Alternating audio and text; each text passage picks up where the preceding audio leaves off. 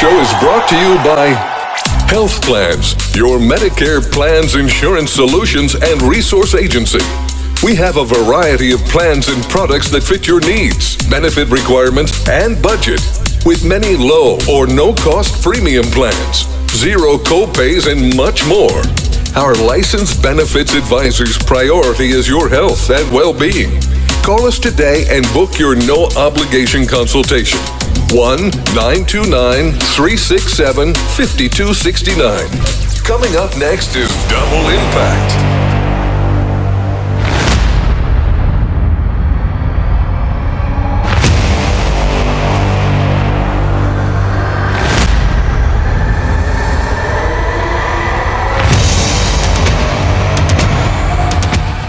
Well, hi, everyone. I'm John C. Morley, one of the co-hosts here at our show that we're now in our 9th episode, and I'm with my other co-host, Hurricaneh.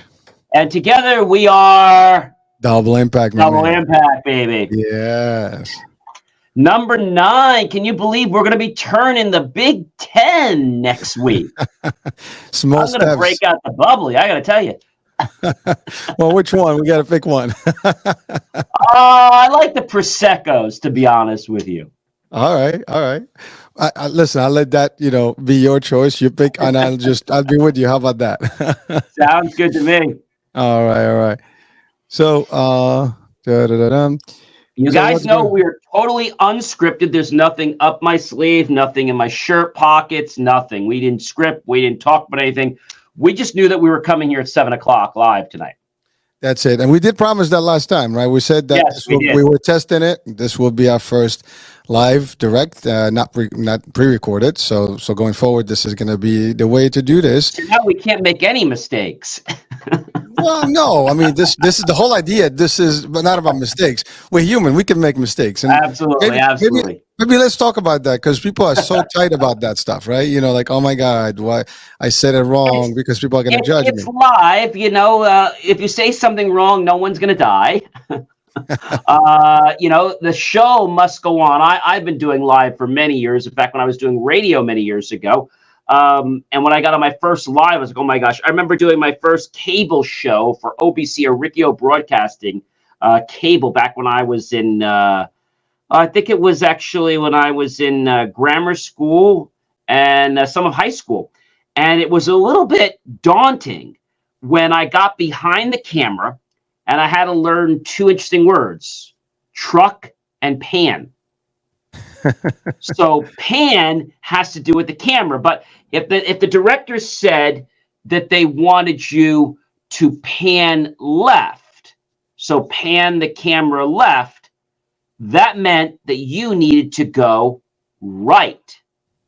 If they said pan right, you needed to go left. So you're probably saying, why the heck didn't they just say what they meant? No, because what they were doing is they were directing the camera what to do, and you had to make the camera do what they needed.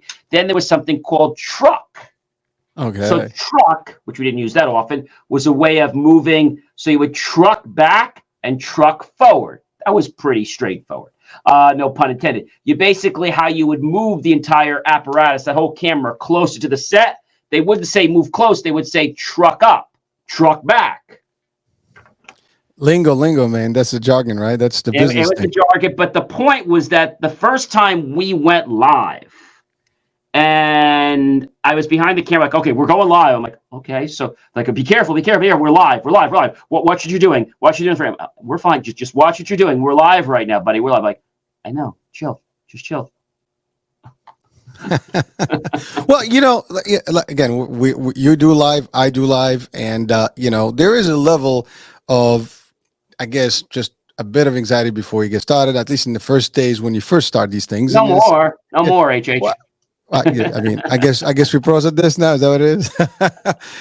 Just point. Where's the camera? Where's the mic? Let me just have that. That's I love those people that come on, and we'll get them sometimes. Hope we don't have any tonight. They come on and they don't have nice things to say, and they have comments that are unsuitable for work. So I usually take them. I don't broadcast their comments, and I usually say, we have some people here that think they know a lot, and they think it's fun that they can actually put these X-rate obscenities into our show. And isn't that just terrible? How many of you guys think that's terrible? So I'd ask the question, I'm like, don't we just wish they would go away? I wish their feed would just drop. They were just going to block them. And so, I just make a game out of it, but I don't get excited about it. I'm like, we're live here. So if these jokers want to come here, I'm just going to expose them for everything they got. Well, that's funny because if someone goes live, it's on both of us, right? And yes, and you know what? You come on TV, you come on radio. I mean, we got a right to. You're not home right now, so we can get funny with you. Now, that's not the purpose. I mean, the first thing is understanding what we do here. I mean, this show is. The word double impact, or two words actually. I wouldn't make the mistake that happened today on the news. So I'm not going any further there. So it is two words, double impact, and it means what it means. It's really the two of us impacting, double times, and really have different angles. I mean, John has so much experience in a lot of areas and businesses and things, and I got some as well. And we're kind of putting it together as this nice little power house discussion. And it's not about us; it's really about about you. Things that. It's about exactly. It's about you, and it's about things that can potentially help you. And maybe you pick one item, two items, and we keep repeating this all the time. But that's really like anything else, right? You read a book and you pick a couple of things from that book and then you apply them in life. It's more about applying. Application is key, and that's really what this is. Now we talked about a lot of things over the last 9 episodes. Well, this is 8 episodes, so this is the 9th one. And I guess we're going to talk some more today. But you just said something about the mistakes. People are always tight about making a mistake, or like, oh my God, we know public speaking, right? Or it is one of the most feared things, right? And the reason that's happening is because people are always anxious. What people are going to think? How do I look? Are they going to criticize me? Blah, blah, blah, blah, blah. And all the above. And that's really the first, thing that people are thinking before you go in, you get that whole, you're shivering. You're very tight. And you know what? Because again, you are thinking about what people can think about you. And why that, I think that should still be a good thing to have, meaning that you are appearing in front of people, you are talking to people, and should be a level of respect and have a certain presence. But that doesn't mean you have to be fearful of who you are. I mean, you got to get in the mode, and emotion, and just let it be. When I used to teach a lot of classes and training, and you go into these trainings, right? You got a bunch of people in the classroom that you don't know. You just stand by them, and so you break the ice, you get involved with them, you get excited about for like 10 minutes we're just bullshitting, if you want to call it that way, and just talking about different things. This way there's a good interaction. You get a little bit comfortable with them, they get comfortable with you, and then you get to know each one of them, if potentially, or some of them. You throw in some questions at them, and you get excited about it, so you get all that out of the way, and it works. Again, that works in trainings and meetings as well. I mean, you hear in like a lot of places they do like these ice-breaking, type of exercises before you get started in those orientations, meetings, trainings, you name it, right? And it just gets people going, and that's an element that should always be a part of when you are talking to people. Some people say, well, if you're going to speak, you need to have like, what do you call it? Some sort of, script in front of you, right? And, that might be the case. Some people actually have that written, and usually they have a teleprompter or something and they can read. You see them in galas, you see them in meetings, executives do that.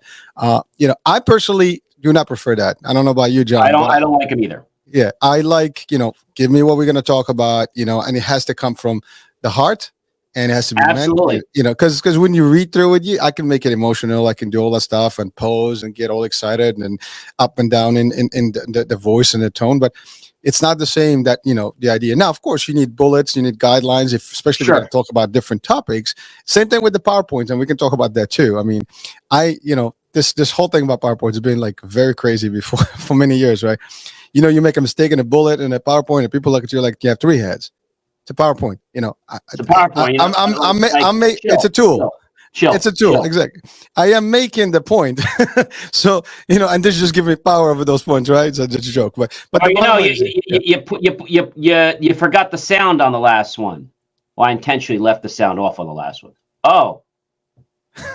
Yeah, exactly. Oh, well, you did a whole PowerPoint, you worked for days, whatever, and then for what? You're just going to talk about it, right? So you can literally have them in bullets without having a PowerPoint. It just looks nice and exciting. Did you even pay attention to my presentation, All you'd be concerned about is the dots and this and that. But did you even listen to the content? That's the problem. And they look at the font. Oh, we don't like the font. Maybe you should have moved. Use this font. It's better. You know, that's for the I don't artists. like They the can do that. color either. I don't like the background you used either. Well, listen, if you Why'd come, you make that graphic? I know. Don't I hate when that happens? And some people go really crazy about that stuff. I mean, they're so meticulous about it. Like, oh my god, it's like something's off. Chill, relax. PowerPoints don't. Then they don't make the business. They're Well, when I just a tell people vehicle. afterwards, I said, so for those of you that are here to actually, gain knowledge from my presentation, fantastic. For those of you that want to dissect the PowerPoint, I'll be crackling a bottle of whiskey afterwards, and we can sit down and get hard about what's wrong with the PowerPoint, okay? But for those of you that want to learn, let's talk about why we're here. I love it. But so that's another. There's another thing, right? So you have a PowerPoint. That means you're presenting some elements, right? Some topics Yes. or discussion of bullets. Yep, But now, if I just read those bullets, what's the point? Right? I mean, the idea, those are like your just headlines. This is what I'm going to talk about. They're guides. markers, right? Exactly. I mean, do you read every exit sign on the parkway? No. You kind of get a gauge for, okay, we're in the 20s, we're in the 150s, 140s. Well, I better slow down. I'm almost at my exit, right? You don't watch every number. You hope they're in order, except there was one place I went to where the exits were actually out of order, 4 or 5 of them, because they renumbered them in a weird order. I've seen those before. I'm like, how did 60 get? How did we get? Now there's an A, a B, and a C. Where'd that come from? Like that wasn't in the GPS. Are you talking about the Garden State? Yes, the Garden State. Yeah, I remember. I remember those. Like what happened to those ones? But again, especially in the 90s when I went down the shore around the 90-92. Now it's an A, a B, and a C to really screw you. Yeah. But we're talking about information. We give you the information, like we always say. We can lead you to it, but we can't make you drink. And it's very similar to a buffet, a very low-cal buffet, where you can actually go or at a cocktail hour and decide which appetizers do you want to try. Do you want the filet mignon? Would you like the salmon? Perhaps maybe some brie cheese, or maybe some Gouda, or maybe some caviar. What would you like? John, first of all, I got to stop with the food because it is dinner time and we're going to lose people here. So I have dinner later too. I didn't eat dinner either. I had lunch later before. I didn't have dinner either. So all right, no worries.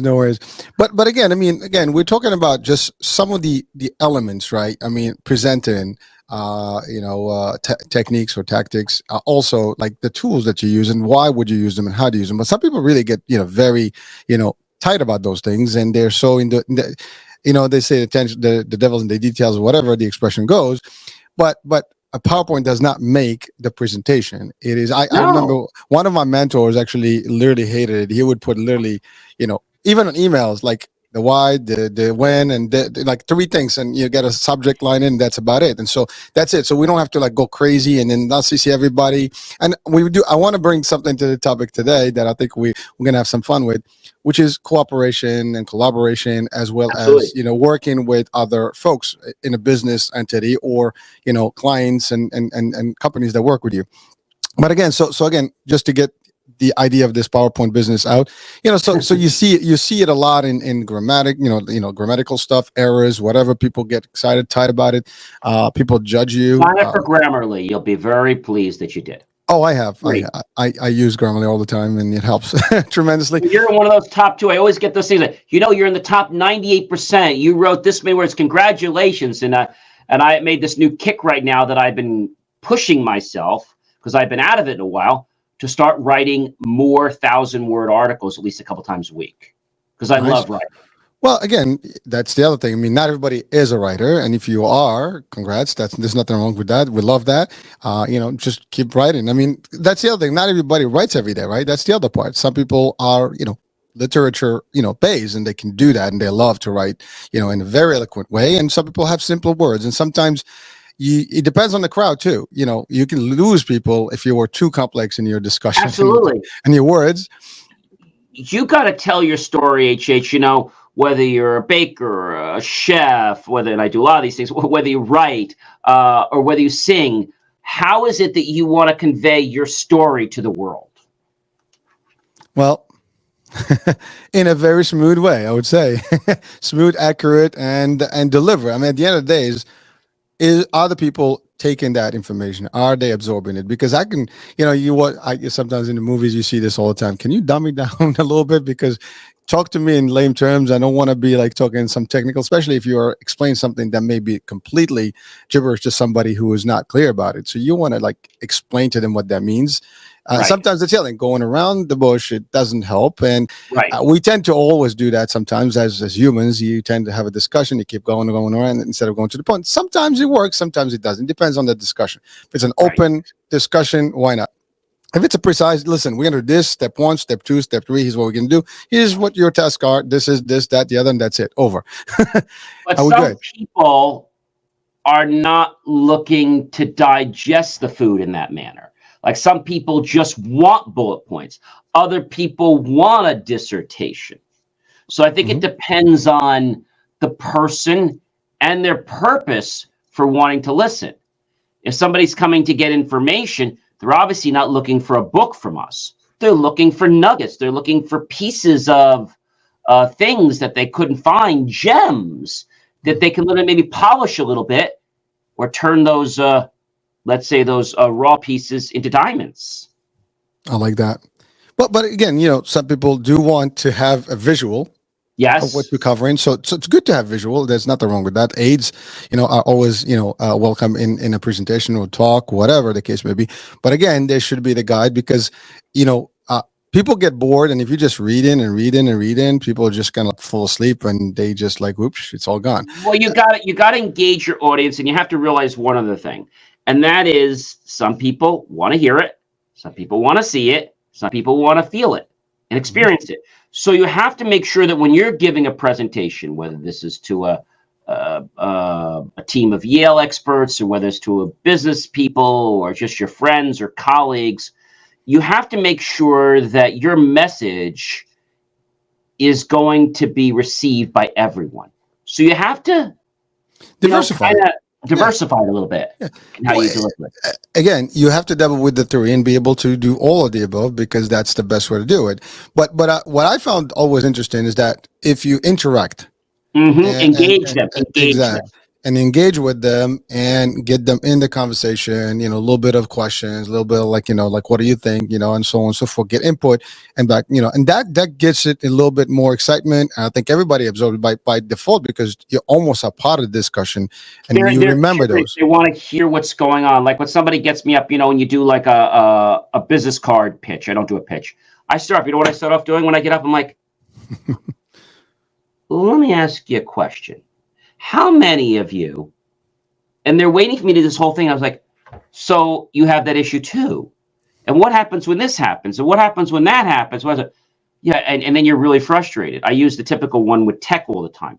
How many of you out there have ever bought a piece of technology and been frustrated when it fails? I Yeah? guess Okay, double great. hands. And how many of you actually have to pick up that phone and call the service department to come over and fix it?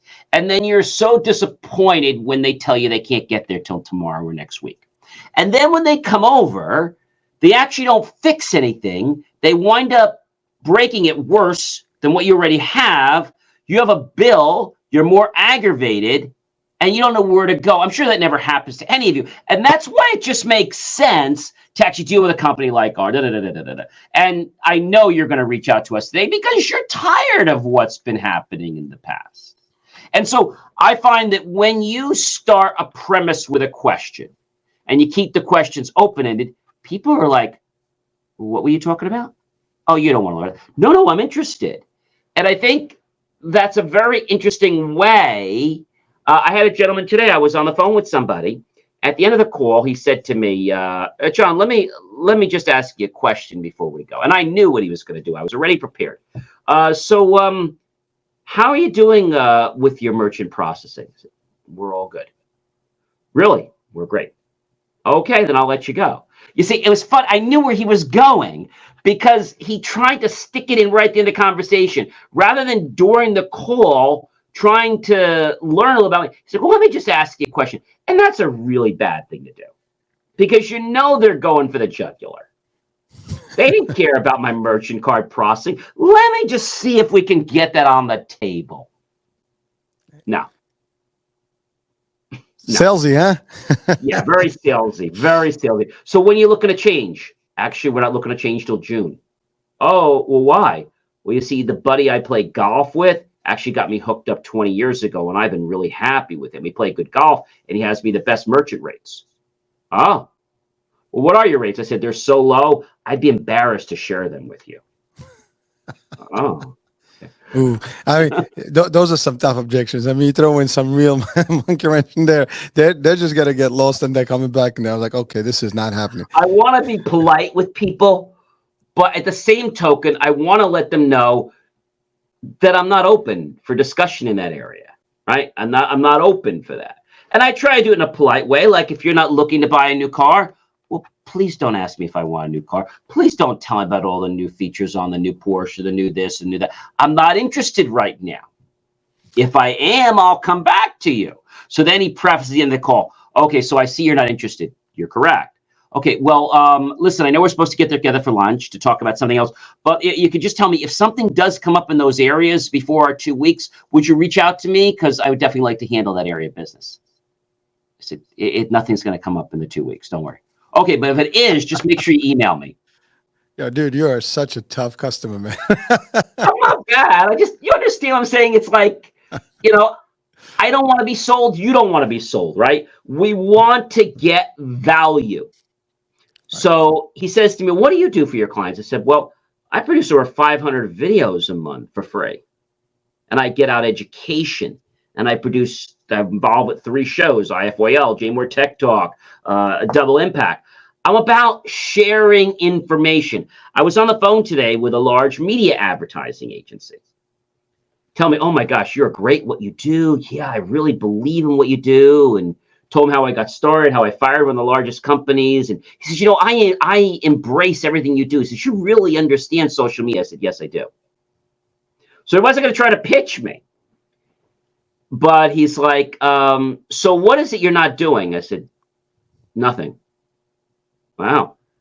And he's like, you tie everything in? I said, yes. I said, I even started writing articles now a couple times a week because I knew one of the things we always talk about is SWOT, strengths, weaknesses, opportunities, and threats. And you know what one of my weaknesses was?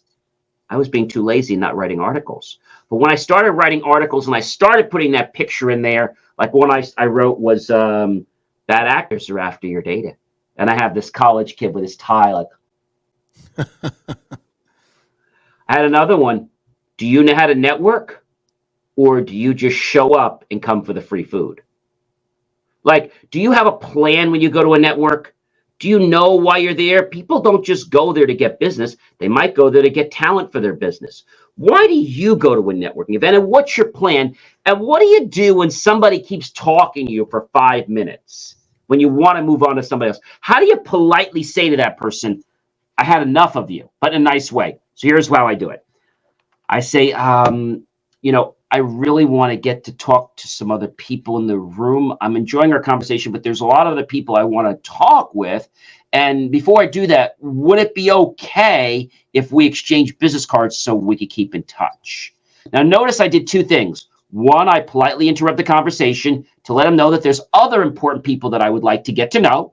And would it be okay if we exchange business cards? You see, a lot of people today, and you probably can agree with me, they just throw these things at you, right? They don't ask, hey, take a business card. They're 5 cents. No, I don't want your business card. I want you. I want to know what you do. I want to learn about you, not your business card. Well, that's you're touching on a lot of very super stuff. Unfortunately, I touched on too many things. Yeah. Well, I mean, we can, again, this is all tied to the same discussion. I mean, we're talking about presentations. Is it? Okay. I think we can tie it all up. So because this is all about business, right? I mean, and these are all the things that we do. I mean, you present, you talk, and how you connect, how you pitch. I mean, we're also in business and sales. I mean, if you're in business, you're in sales, right? And part of sales is pitching, how to do, when to do it, understand your customers, how to approach them correctly.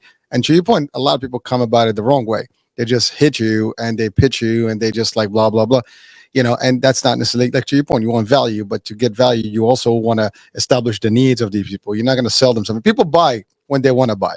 They buy when they have already established their need and they know what they want. And they have a problem. Yes, and you're resolving. So people don't buy unless they have a problem. The big thing I talked about a few weeks ago was we have to attract, we have to engage, and we have to delight. Okay, that's one thing. But before we can do those three things, we have to understand the buyer's journey.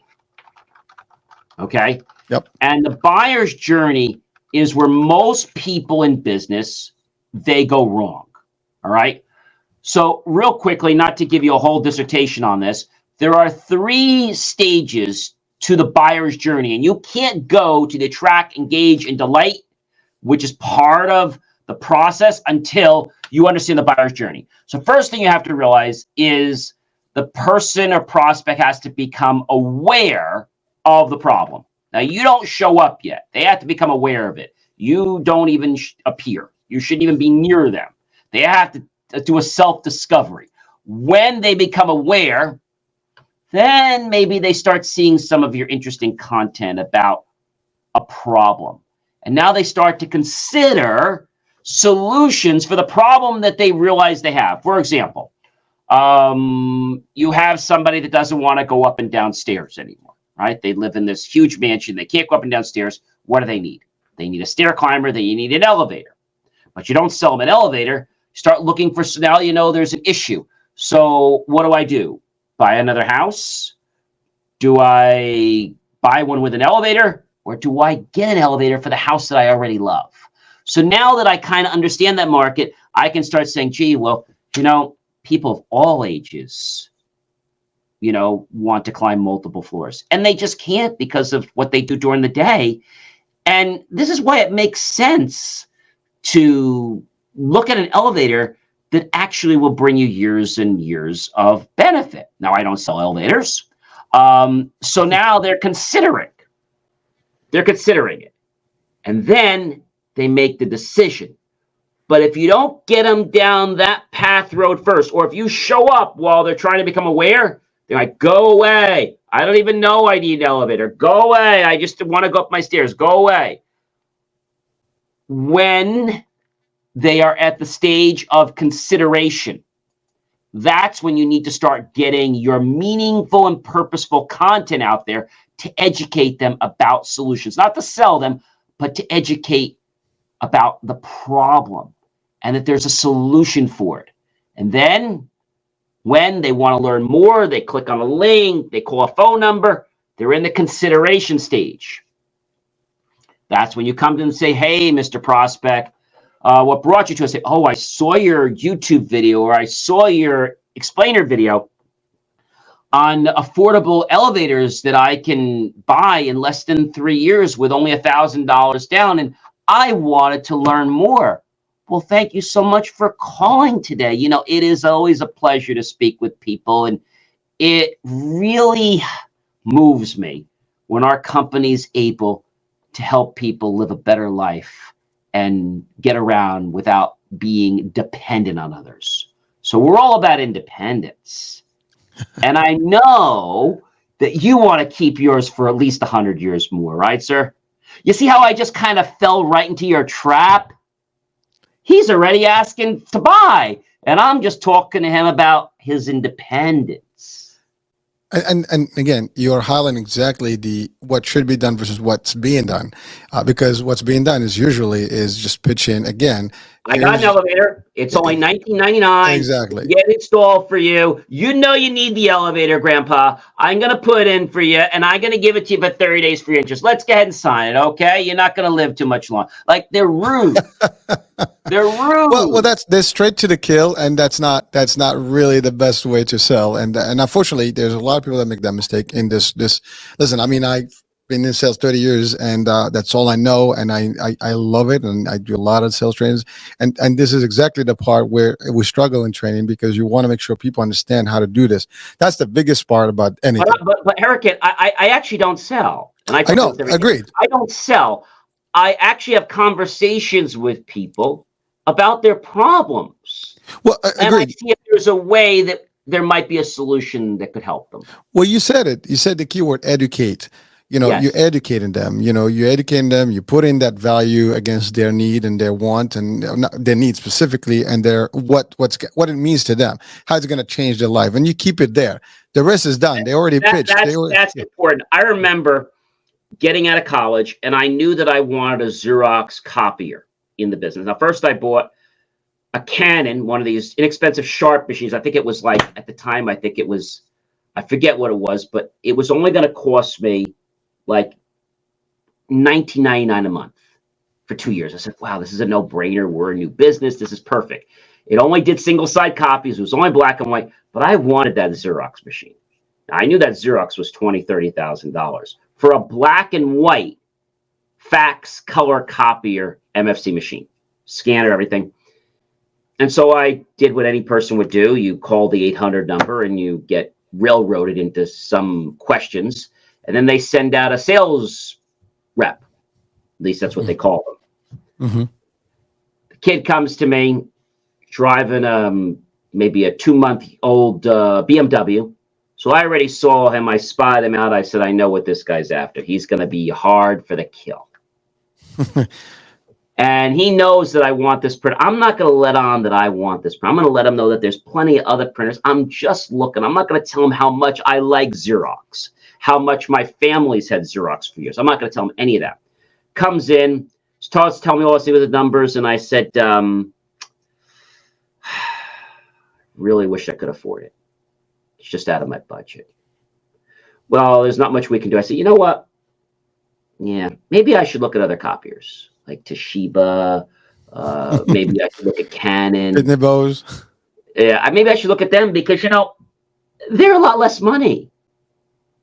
Then I said, let me ask you a question. I immediately took the defensive, like, how long you been with Xerox for? Oh, 3 months. So you just graduated. What college did you go to? Oh, William Hill, very good school. That's new people graduated. Amazing. So what made you, and this I got right into this, what made you want to become a salesperson? He's like totally disarmed. He's like, what made you want to, well, my grandfather, and I was going through the whole thing of his grandfather with a lawnmower, and he said he wanted to be that person. I said, yeah, that's amazing. I said, you want to do what's right for the person, don't you? Right? And if the person can't afford what they're offering, like if your grandfather couldn't buy that lawnmower, what do you think he would have done? Well, he would have been devastated. I know. So you always want to have something for everyone, even if they can't afford the Maserati. And I know you want to put a big commission check in your pocket. I know. Believe me, I know. I know the payments on that vehicle are not inexpensive. So here's what I'm proposing today. I'd like to proceed with you, but my budget's only $19,500. It's all I have in my budget. So maybe we can trim some features off the machine, and we can figure out what we need to do to get into my price point. He's looking at me. Well, I don't do me. He was getting this whole thing. I said, you know what? Sounds like you're pretty stubborn, and I can admire that. But I'm going to shake your hand. I'm going to thank you for your time, and here's where I'm going to show you the door. He said, what just happened? I said, I think I'm thanking you for your time, and I Time don't to want go. you to be late for your next appointment. He was like, it was like he went through this like lucid dream, like what the happened there? I asked you for a concession. You didn't show that you were able to do that, so I'm just asking you to leave. Oh. He didn't even see it coming. Like I gave him the chance, and he said, no. He's like, so I just let him out. And then the sales rep calls from corporate, said, whatever happened? I said, funny thing, you got some great salespeople. They're programmed at the 30 and the 50,000. I think that's great. But companies like us, see, we just don't have that in our budget. We only have 19,500. We don't have 22,000. So we're probably going to look at other copiers. So was the price was the only issue? Yeah. And I was willing to take a smaller machine or take things without features, but you guys, I guess, just don't have a machine for 19,500.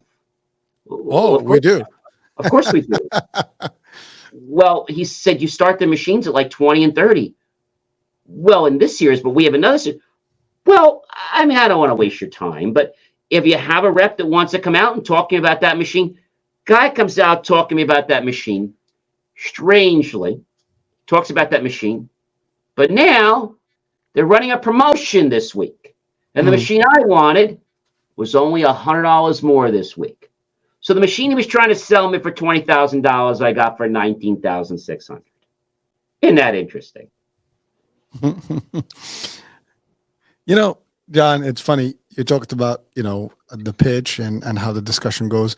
And you pointed a couple items. First of all, you mentioned somebody who's brand new into the sales field. And, you know, the, I think the word salesperson or salesman is an old word, and it's been used for a long time, traditionally.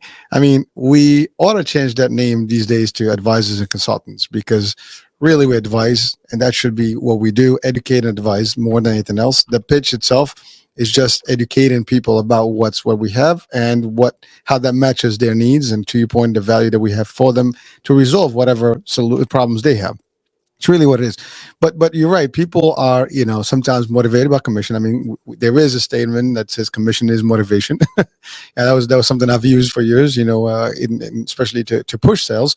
But again, so you have somebody new in sales. They have a target. They have a manager who's riding, very hard, to get those numbers, up there.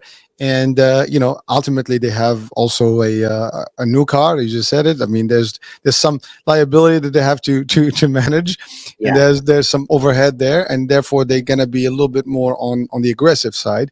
And sometimes that's where the mistake is made in this world, and at least in our type of business trends. The idea is that you don't do that. If you do it right, and you help the clients resolve their issues, everything else will fall in place. You will get the commissions. You get plenty of them. You get referrals. You get the whole nine. So forget about that hard sale. Forget about shooting to kill right away and get into it and try to close right away. You got to get all that stuff correctly, but you have to have the right timing, the right maneuver about it, and be able to do it smoothly. People they'll tell you, just, I want this. But if you come in the wrong way, it's not going to work. And that's, unfortunately, And 2 weeks later, after my machine was delivered, I said, "How's Ryan doing?" Ryan, the sales representative. Oh, he's no longer with Xerox. He's not with us anymore. Oh, was that you? No, You did no, it? no, it wasn't me. I think what happened was, not just my situation, but I think other people might have complained. And I think, when you're going dealing with a Fortune 500 company, they don't have time to be sold. They want a spec, they want a value, they want a good price. They're not here. You start selling me, there's the door. See the door? There's a door. I got plenty of you. I can toss you out. I can get 100 copier salespeople. And I think that's the whole thing. But I have to tell you, I've gone through 7 or 8 sales copier guys. Now that I'm in the production world, they're a little different. But when they come in, I tell them right now, I said, you see, here's the door, and I'm welcoming you in. But if you do any of these things over here, I'm going to politely escort you back out that door, and you'll stay out that door. And they don't get it because they think they're trying to help, or they try to be like, well, if we don't do it today, then something's going to happen. What do you mean something's going to happen? Well, we're not going to be able to get you the deal. So I think that's the problem. I think if people would just do what they needed to do, they would actually help others. But there are so many people, and I'm gonna give you this quick story. I'm not going to give you the person's name. So there was it's a friend of mine, an acquaintance, I should say, not a friend, acquaintance of mine. And we have these meetings, and I said, and we had canceled one because we didn't have a big attendance one week with COVID. So I said to him, he said, well, what happened in the meeting? I said, well, I canceled because there wasn't a lot of people coming, and I didn't want to charge people because there was not a lot of people. And he goes, another time he calls me back, he says, so what are you doing? I said, I always do things for other people. I do things for other people. He said, oh, yeah, you're great. I said, I think maybe I need to start doing things for John. Because I'm always giving, not that I don't want to give, but I'm always giving, and people seem to take advantage of that. And they're always out for themselves. He paused. Like, they're busy, they're with their wives, they have to do things on the weekend. They're always busy doing something, going to a game, Mets, Yankees. They're always busy. But when they need you to do something, they're like wondering, when can you help me? Like, it's not a two-way street. So I said to him, it kind of put a little bit of a wrench in my heart. The people are like this. You know what he did? He came back and he says, John, he said, it's a dog-eat-dog world. He said, that's how it is. I said, yeah. I said, I see that. And I think I got to be a little more selective on who, why, and where I volunteer. We had another charity dinner, and I gave some money to the charity dinner to sponsor it. Mm-hmm. And I asked for one thing. Didn't ask for a lot. I gave a nice 3 sets of gifts, 3 gift certificates. And I met the person running the event, the head doctor, and I met the other people, the administrators. I said, just do me one favor. Oh, sure, John, what do you need?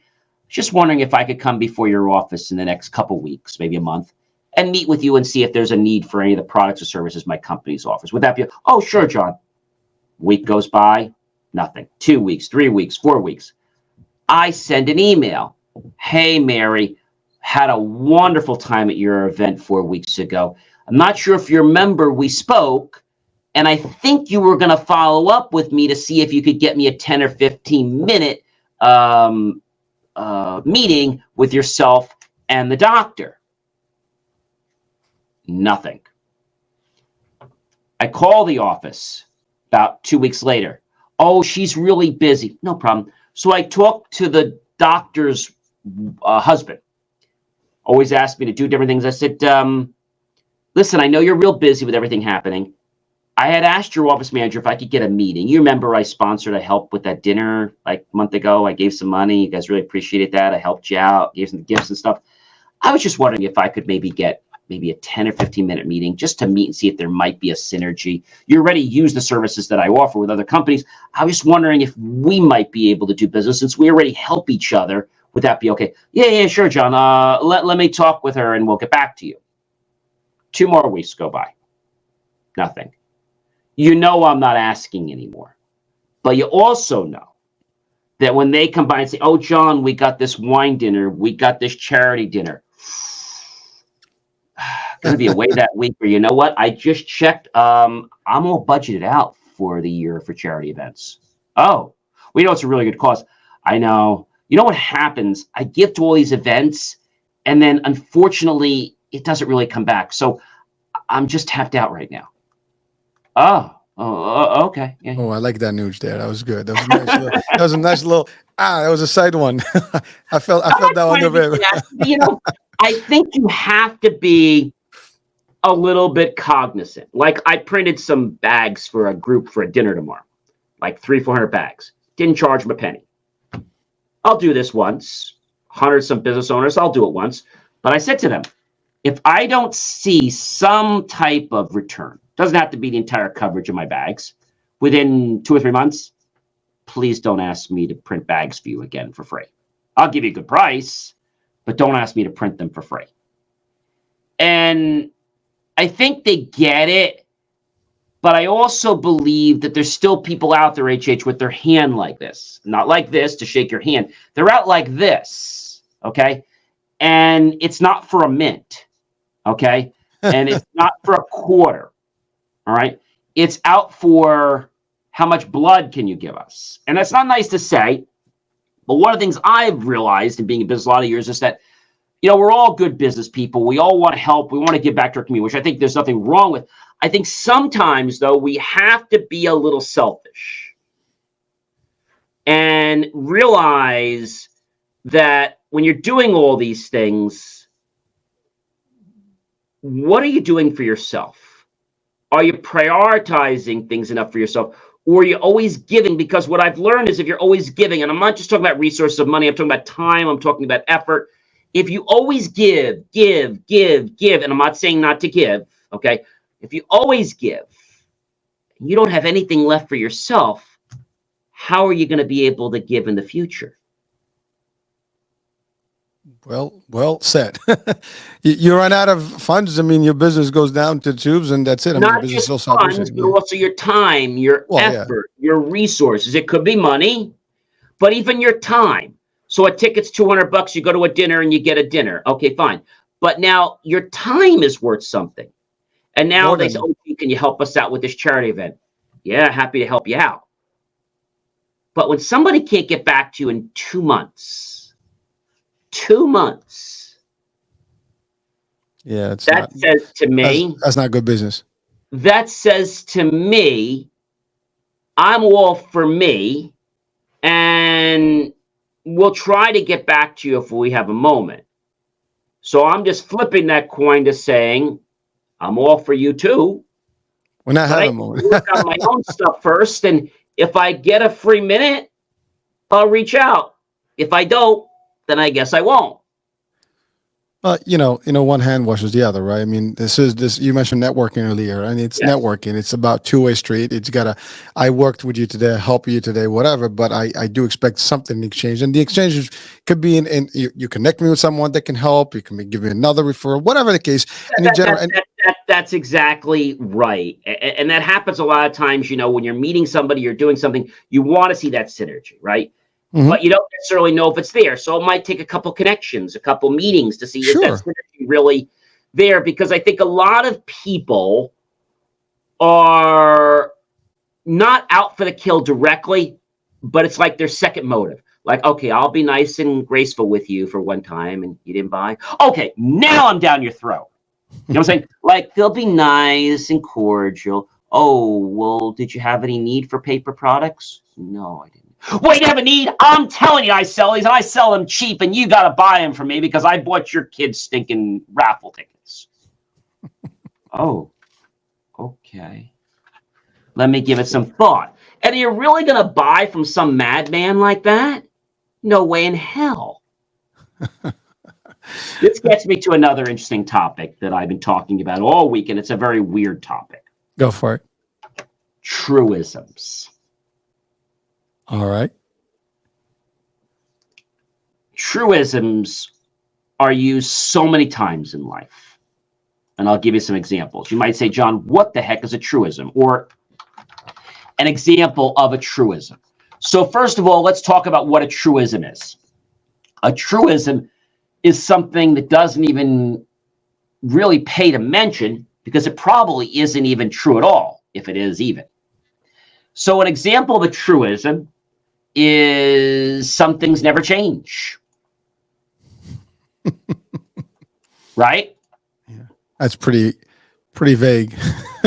I'm just giving you a very example. Some things never change. It is what it is. Patience is a virtue.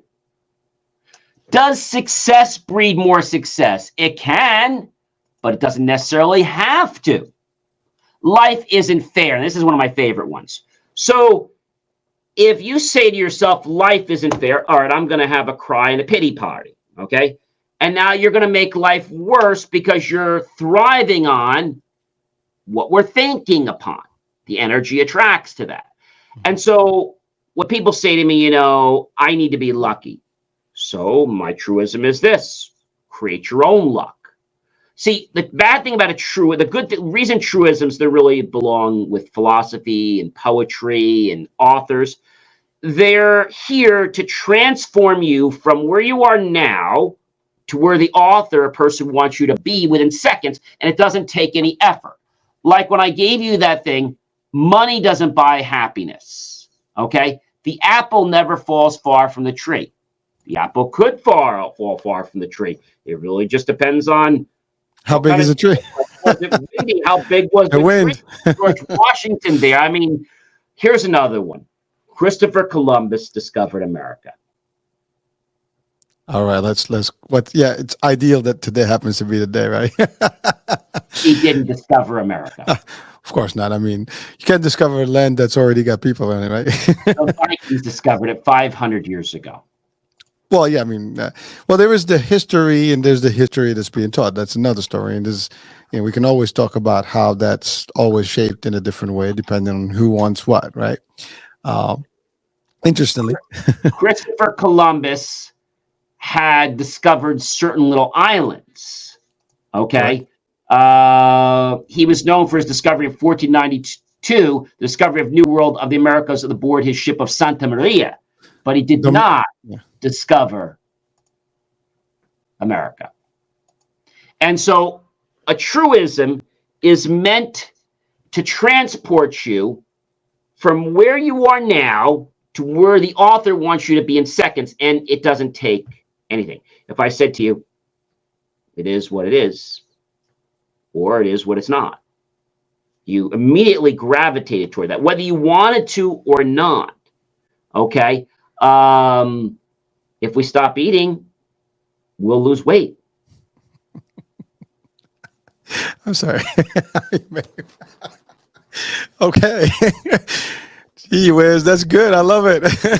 So if you stop eating, okay, you're not going to lose weight. You're actually going to gain weight. Okay? But I have another one. You know what this other one is? I'm all So ears. people that are married, I'm single, people that are married, they always say this is a truism. We always put the ring on the index finger of the left hand. Do you know why? No idea. I don't have one on, so.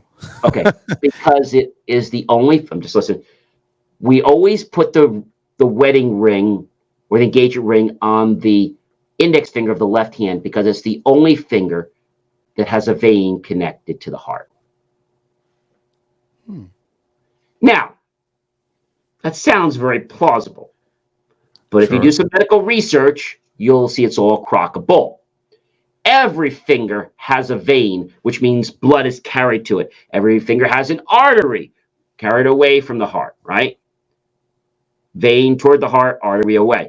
So you see how you just so we always put our ring on the index finger of the left hand because it has a vein. It's the only finger with the vein connected heart. I mean, you want to believe that, but it's total bull. Well, I mean, with a little bit of, as you described it, I mean, what, the other fingers are dead? I mean, there's no blood coming to them or There's out of no, them? according to that, that's the only finger. The left hand is the only finger, the index finger, that has a vein. Oh, no, you see, now we need to get a whole anatomy class here, and drop that. We got to verify that fact But for these my people. point is, I verified it. Okay. No, I know, I figured. and so, what's the point of a truism? The point of a truism is to take you from state A to state B, to transport you. But here's the problem with truisms. This is what I've been talking about this week.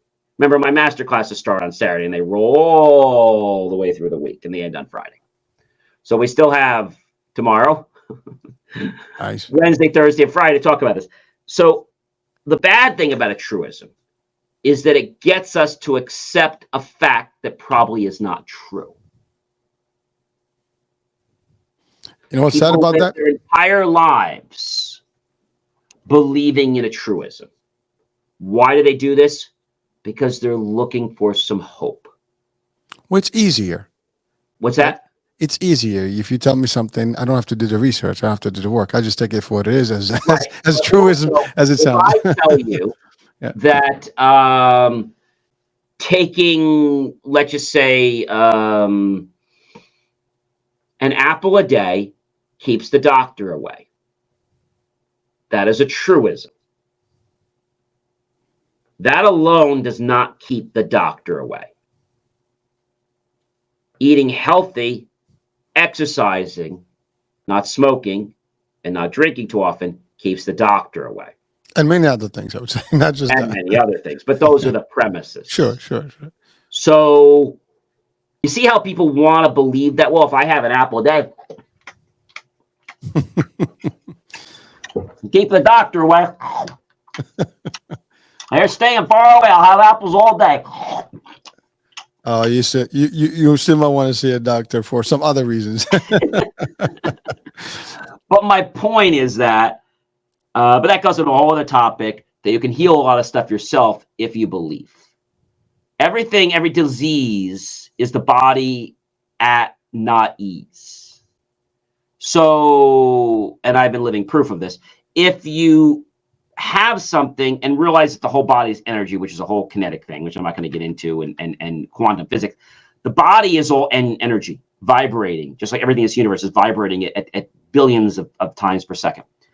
So if there's a state and you want to change that state and you focus on that state, you can actually affect that state. There was a study done, oh gosh, many, many years ago, with all these clicking devices around the world. You might have heard about it. And they were all clicking by giving zeros and ones. Well, they decided to have a group halfway across the continent sit down, focus on those machines producing more ones than zeros. And they did that. And unbeknownst to them, on another part of the world, they checked and they noticed that the machine was starting to give off more ones than zeros. They added more people and still more ones. So this is not a truism, but this is truth that our mind energy affects the environment for which we live in. That's a whole other we can spend a few hours on that one. And you said, I mean, that goes to the energy world. Show, so you have to come back another time, but well, we're just barely on the 9th, right? So we have plenty of time, and we will never run out of topics, right? Well, no, we'll never run out of topics. You know, it's I think people will always have questions, and people say to me, if I ask a question, will I get more answers? And sometimes you'll just get more questions. That's deep. Well, you're right. I mean, some of the answers are in the form of a question, and basically I can refer that back to you, and you'll be like, whoa. I mean, there's if you ask somebody a philosophy. Question, I did a whole show on this. If you ask somebody a question, and like I ask her, I'll say, if I said to you, did you have a good day? And you say to me, yes, no, it was okay. I got your answer. Conversation ended. If I say to you, HH, what did you do today that made you enjoy your day? I'm prefacing you with the fact I know you had a good day, and I'm getting you to think about what things you had in that day that was good, because you don't want to tell me your day was bad. So you're going to think about all the things that were good. I'm already setting the stage. Or maybe you go somewhere and you're at dinner. Maybe you're networking with somebody. George, what do you? How much are you really enjoying the fried calamari or sauteed calamari? Oh my gosh, it's absolutely outstanding, and it's better than the fried. I know, and it's healthy for you too with the calamari sauce. So now I ask you that question, then I come back to you and I say, and how about the atmosphere of this room? What does it make you want to do? Oh. It makes me just want to jump. I said, I know, isn't it incredible? And how about all these people that have all these exotic clothes on tonight? How does that affect you? It makes you feel like I'm in Aruba. Yeah. And I know that's really important. And I was just curious, just for giggles. What made you get involved in selling homes? I was always curious about that.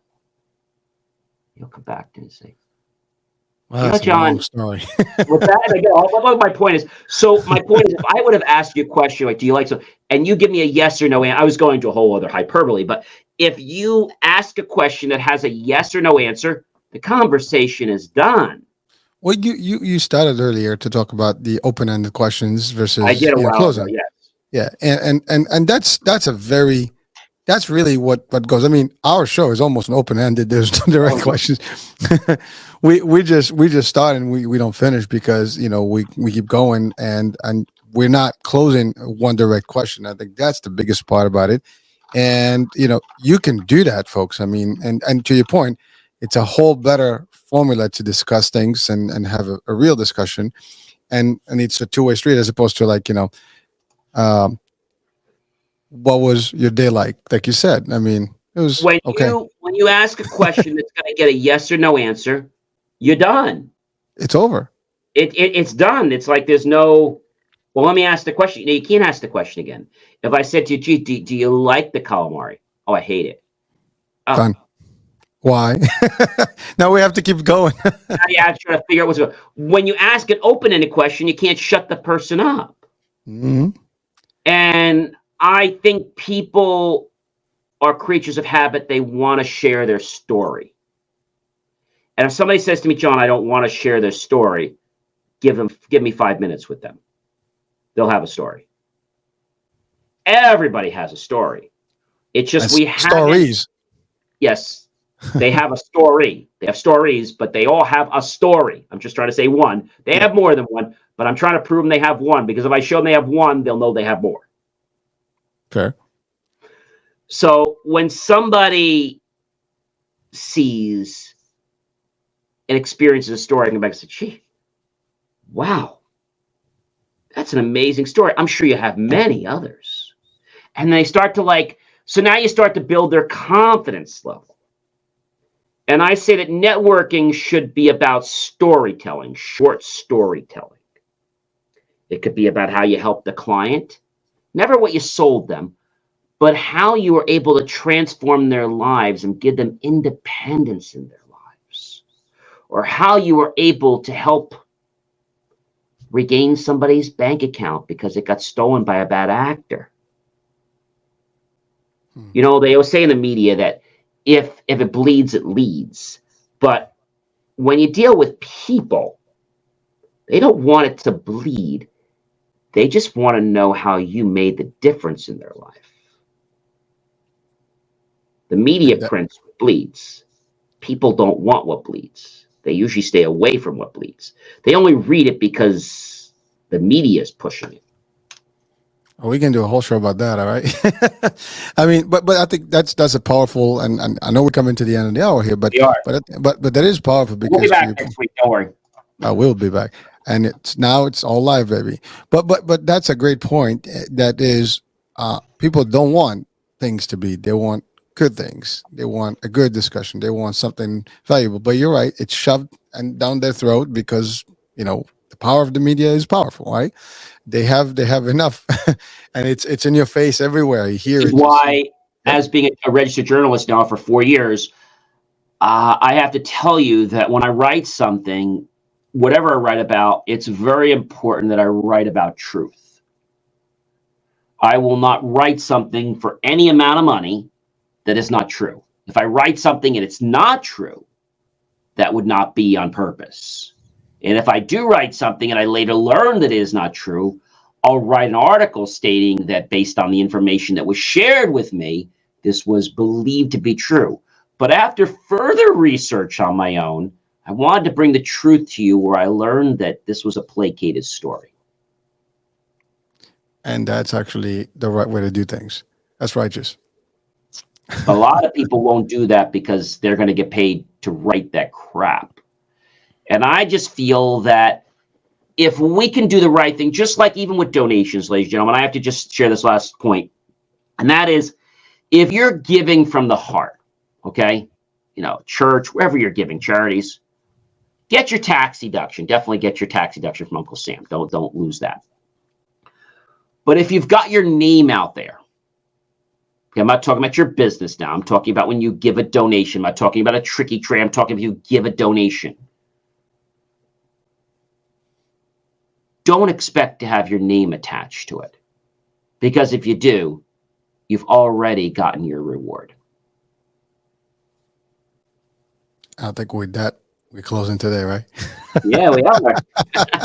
that was good. That was good. That's powerful, and I think we can build on this discussion for next week, because I think we haven't even scratched some of the stuff that we've talked about today in depth.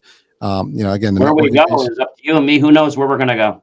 We'll start and then that's it. An hour goes by fast. It's not even funny.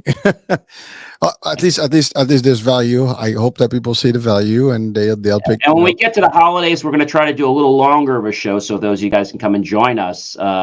We'd like to do a little longer of a show and get some topics maybe that are plexing people around the holidays. Maybe we'll do a special holiday mix or something that talks about things people are challenged with around the holidays. I like that. That's good. Well, it's only going to the holidays from now on, right? So it's all coming up. It's gonna be back to back to back, and sometimes I have to say I love this season. Somehow it is. I love the summer. Don't get me wrong, I but love when those leaves are now starting to get in their peak and they're starting to change those beautiful reds and yes, ambers. I know. And this might be the last thing I have to leave with the last thought, and that is with the changes of the leaves and your life, are you ready to make a new change, to bring out a new success in you? As the time of our leaves are changing with color, are you ready to turn over a new leaf to become a new you? That was good. That was good. That was like a good ending story there. I love it. Ladies and gentlemen, I'll give you John. I'm John C. Woohoo! Morley, serial entrepreneur, and I give you. I'm sorry I have to do that.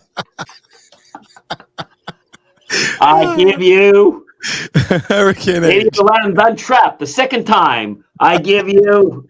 Hurricane H double impact. I don't know. And together, we're We are double. double Anyone have to impact. do the Van Trap? Where did they go off to the cast? Have yourself a great rest of your week. Check out all our great content. You know we've got it for you. We love you. Thank you for watching us, and we'll see you on another show real soon.